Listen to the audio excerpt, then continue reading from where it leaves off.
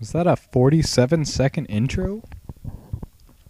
What's up, guys? This is Panache, and I'm pretty much out of the YouTube scene, as you have probably figured out. But in honor of the return of one of the greats, God of Pop-Tarts has, released another Call of Duty video, and so Snick did, and I guess I'm following suit, because I am a follower, and certainly not a leader. But I don't even have anything to talk about. I haven't been playing Call of Duty. I pretty much hate Modern Warfare 3, or actually, I love Modern Warfare 3 because it cured me of my Call of Duty addiction.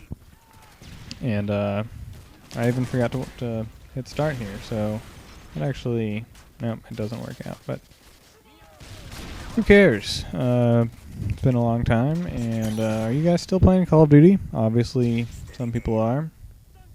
I tried. I just don't care about it anymore. I tried playing Call of Duty 4, and just doesn't, even that, I mean, there's problems with it associated with there's no one on, but I think part of it is that the internet in my apartment does suck, and I finally just stopped trying to fight that. And then also, just I've played too much of it. So I was actually going to, at one point, make this video about how Modern Warfare 2 is the best Call of Duty. But that would have required me to do some actual work, and I would have had to write up stuff and think things through, and instead I'm just gonna do this. And it was kind of a joke anyway. I wouldn't say Modern Warfare 2 is the best Call of Duty. You certainly can't say that with how it is at this point. But I do think I will say it's my favorite, and I don't necessarily know if I can substantiate that or not. I mean, it's like Call of Duty 4 was great, and it got me into it, and then Modern Warfare 2 came out, and it was Call of Duty 4, but more. I think there's more maps. I think I liked the maps better in that one. I like Modern Warfare 2's maps better. They're kind of, going back to Call of Duty 4's maps, they feel really small to me, and I really like the size and scale of Modern Warfare 2's maps.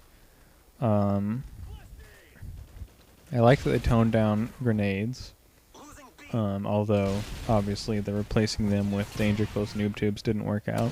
Actually, a ton of Modern Warfare 2's problems were basically super powered versions of problems that Call of Duty 4 had, People are like, I don't like the nades in Call of Duty 4, they're like nukes, and so they're like, well, here, have a grenade launcher that launches nukes.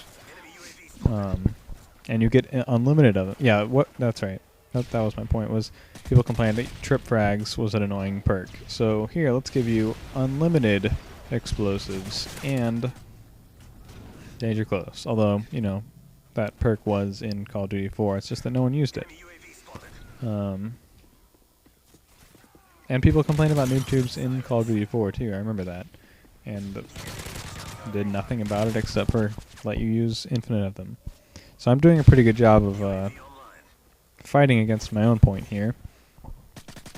But I liked Modern Warfare 2. I liked the maps. I loved the guns. Definitely my favorite guns are in that. I didn't have that big of a problem with the low recoil in that game because the maps were bigger, and so your average engagement was longer, and so it didn't. The change in recoil didn't feel that drastic to me. I even like the campaign. I know that the campaign gets trashed a lot, and I get it. It's very over the top, and No Russian was just a publicity stunt, basically. But I liked it. I had a lot of fun in that game, and I've sunk more than 24 hours into it. People like to complain about being a 6-hour campaign, but I've played it through several times. I played it through on Hardened, I played it through on Veteran, I've collected all the intel. Just like when I get sick of multiplayer, I would do that. And yeah, I liked that. I know it doesn't make a lot of sense, but it has a lot of really cool set pieces, and it has really good art. Actually, like that's not something people would usually say about Call of Duty is like art and Call of Duty in the same sentence, but like the actual backdrops for their scenes and the locations and stuff, those all look really good. And the other thing it did was a great job of mixing up locations. In both games, Call of Duty 4 and Modern Warfare 2, were really good at changing the pace up on you. And that was one of my favorite things about it, was that, like, at one point you're just a regular, it's basically any standard shooter where you're a soldier shooting people, and then there's other times where it's like the AC-130 mission stands out from Call of Duty 4, where you're basically invincible, and yet it was still a fun mission just because of because it was well done, but also the change of pace is what I was getting at. And Modern Warfare 2 did a good job of that as well.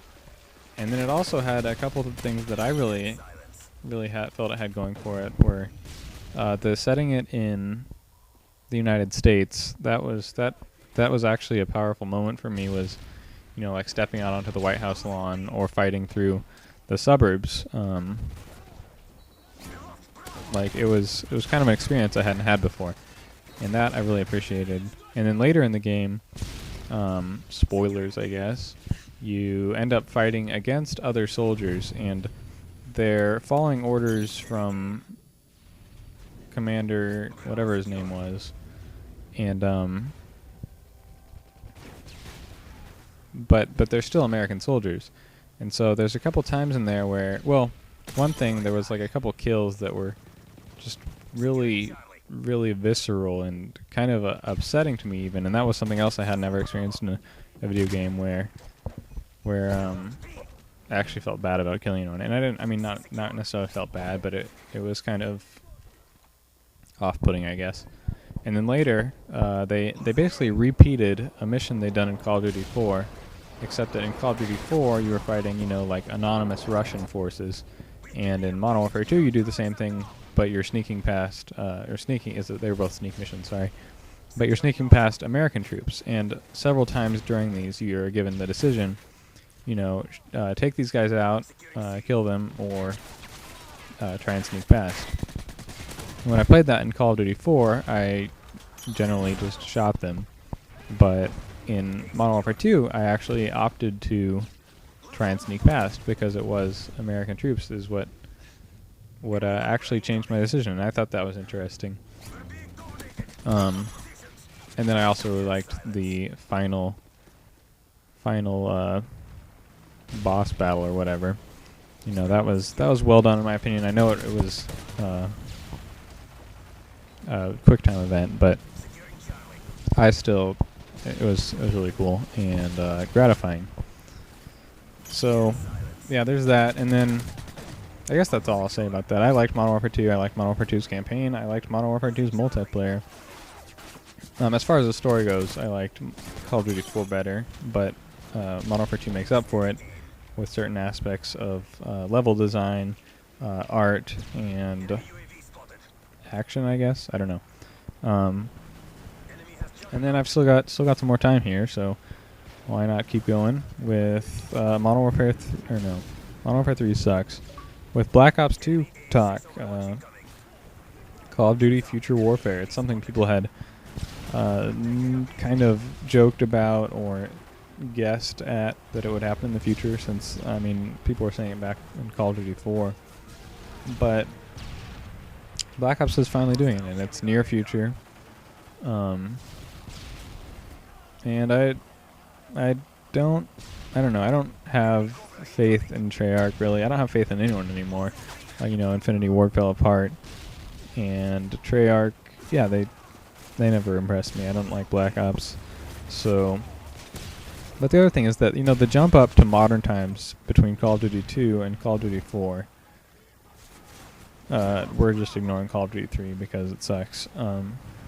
But it wasn't the time change that made that better. It was kind of a fresh take on it, but it was really that they implemented new game mechanics built around that time shift. That's where we got the UAV. That's where we got silencers. We might have had those before. I don't know. That's where we got the perks and new kinds of equipment stuff. And so it actually was a game changer. And I'm wondering if this shift in time is going to come up with some new game elements that really improve the game, like Call of Duty 4 did. And I don't really expect it. I've never seen Treyarch really change things all that much. And like their games they're decent, but they never really push it forward very much. So I guess that's all I'll say there. I'm gonna listen to this and see you guys probably never.